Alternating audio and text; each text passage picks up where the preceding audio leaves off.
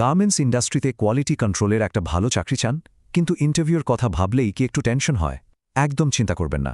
আজকের এই আলোচনায় আমরা এমন কিছু জরুরি বিষয় জেনে নেব যা আপনাকে আপনার পরের ইন্টারভিউতে সফল হতে দারুণভাবে সাহায্য করবে। তাহলে গার্মেন্টস কোয়ালিটি ইন্টারভিউয়ের জন্য পুরোপুরি প্রস্তুত তো? চলুন এই সেশনটাকে একটা মাস্টার ক্লাস হিসেবে ধরা যাক।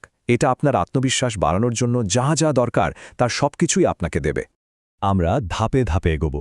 প্রথমে কোয়ালিটি কন্ট্রোলের একেবারে বেসিক কিছু ধারণা নেব। এরপর দেখব কি কি কমন ডিফেক্ট হয় আর সেগুলো কয় ধরনের। তারপর জানব পরিমাপ আর একক নিয়ে, ইন্ডাস্ট্রির কিছু গুরুত্বপূর্ণ টার্ম ও অ্যাক্রোনেম, আর সবশেষে পুরো প্রোডাকশন প্রসেসটা নিয়েও একটা ধারণা নেব। চলুন শুরু করা যাক। আমাদের প্রথম পর্ব হল কোয়ালিটি কন্ট্রোলের মূল বিষয়গুলো।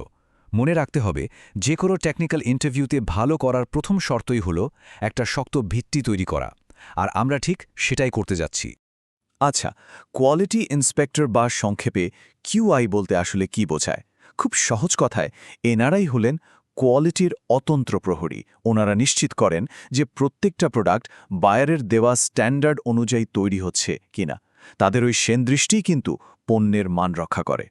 বেসিকটা তো জানা হলো, এখন আসি আসল কথায়, মানে ডিফেক্ট চিহ্নিত করা। যে কোনো কোয়ালিটি কন্ট্রোল প্রফেশনালের জন্য সবচেয়ে বড় দক্ষতার জায়গা হলো খুব দ্রুত ডিফেক্ট খুঁজে বের করা। চলুন এই ব্যাপারটাই একটু ভালোভাবে জেনে নেই। দেখুন, ডিফেক্ট মূলত 3 রকমের হয়: মাইনর, মেজর আর ক্রিটিক্যাল। মাইনর ডিফেক্ট হলো ছোটখাটো সমস্যা, যা হয়তো ক্রেতার চোখেই পড়বে না। মেজর ডিফেক্ট হলো এমন সমস্যা যা পণ্যের লুক বা ব্যবহারকে নষ্ট করে দিতে পারে। আর ক্রিটিক্যাল ডিফেক্ট, ওটা হলো মারাত্মক সমস্যা, এতটাই মারাত্মক যে এটা ব্যবহারকারীর জন্য বিপদ ডেকে আনতে পারে, আর এই একটার জন্য পুরো শিপমেন্টও বাতিল হয়ে যেতে পারে। চলুন এবার ঝটপট কয়েকটা কমন ডিফেক্ট চিনে নিই। প্রথমটা হলো ব্রোকেন স্টিচ। নাম শুনেই বোঝা যাচ্ছে, যখন সেলাইয়ের কোনো একটা স্টিচ কেটে যায় বা ছিঁড়ে যায়, ওটাকেই বলে ব্রোকেন স্টিচ। এটা পোশাকের স্থায়িত্বকে কিন্তু অনেক কমিয়ে দেয়। এরপর আছে স্কিপ স্টিচ। এটা তখন হয় যখন সেলাই মেশিন ওপরের আর নিচের সুতোকে ঠিকমতো মেলাতে পারে না, ফলে একটা স্টিচ মিস হয়ে যায়। এতে সেলাইটা দেখতেও খারাপ লাগে, আবার দুর্বলও হয়ে যায়। প্লিট জিনিসটা কি? আসলে সেলাই করার সময় কাপড়ে যদি কোনো অনাকাঙ্ক্ষিত ভাঁজ বা কুচি সেলাইয়ের নিচে চাপা পড়ে যায়, ওটাকেই প্লিট বলে। এটা পোশাকের ফিনিশিং আর সৌন্দর্য দুটোই নষ্ট করে। আর সবশেষে হলো ওপেন স্টিচ। যখন দুটো কাপড় সেলাই দিয়ে জোড়া লাগানোর সময় মাঝে একটা ফাঁক থেকে যায়, মানে সেলাইটা ঠিকমতো হয়নি, তখন তাকে ওপেন স্টিচ বলে। এটা কিন্তু বেশ বড় একটা ত্রুটি। ডিফেক্ট চেনা তো হলো, এবার আসি পরিমাপের দুনিয়ায়। গার্মেন্টস ইন্ডাস্ট্রিতে অনুমান বা আন্দাজের কোনো জায়গা নেই। এখানে সবকিছু চলে কাটায় কাটায় মাপে, তাই সঠিক পরিমাপ জানাটা খুবই জরুরি। এই সংখ্যাটা একদম মাথায় গেঁথে নিন। 1 ইঞ্চি মানে হলো 2.45 সেন্টিমিটার। এটা ইন্ডাস্ট্রির সবচেয়ে বেসিক আর সবচেয়ে জরুরি একটা মাপ, যা আপনাকে ইন্টারভিউতে জিজ্ঞেস করার সম্ভাবনা প্রায় 100%। আর একটা খুব জরুরি একক হলো মিটার। এটাও সবসময় মনে রাখতে হবে, 1 মিটার মানে 100 সেন্টিমিটার। প্রোডাকশন ফ্লোরে কাপড়ের পরিমাণ মাপার জন্য এটা প্রতিদিনই কাজে লাগে। একটা সাধারণ মেজারমেন্ট টেপের মধ্যেই কিন্তু এত সব তথ্য লুকিয়ে থাকে। একটা স্ট্যান্ডার্ড টেপ সাধারণত 150 সেন্টিমিটার লম্বা হয়, মানে 60 ইঞ্চি বা 5 ফুট। আর একটা ইন্টারেস্টিং তথ্য হলো 1 ইঞ্চিতে 8 সুতা থাকে। এই স্লাইডটা কিন্তু একটা দারুণ চিটশিট। শুধু মাপ জানলেই তো হবে না, ইন্ডাস্ট্রির নিজস্ব ভাষাও তো বুঝতে হবে, তাই না? চলুন এবার গার্মেন্টস ইন্ডাস্ট্রির কিছু কমন টার্ম আর অ্যাক্রোনিম নিয়ে কথা বলি। এগুলো জানা থাকলে ইন্টারভিউতে আপনার দক্ষতা অনেক ভালোভাবে প্রমাণ করতে পারবেন। এখানে কয়েকটা খুব কমন অ্যাক্রোনিম দেওয়া হলো, যা আপনাকে জানতেই হবে। যেমন AQL মানে হলো অ্যাকসেপ্টেবল কোয়ালিটি লেভেল, DTM মানে ডাইং টু ম্যাচ, HPS হলো হাই পয়েন্ট শোল্ডার, আর SPI মানে স্টিচ পার ইঞ্চ, অর্থাৎ প্রতি ইঞ্চিতে কয়টা সেলাই আছে।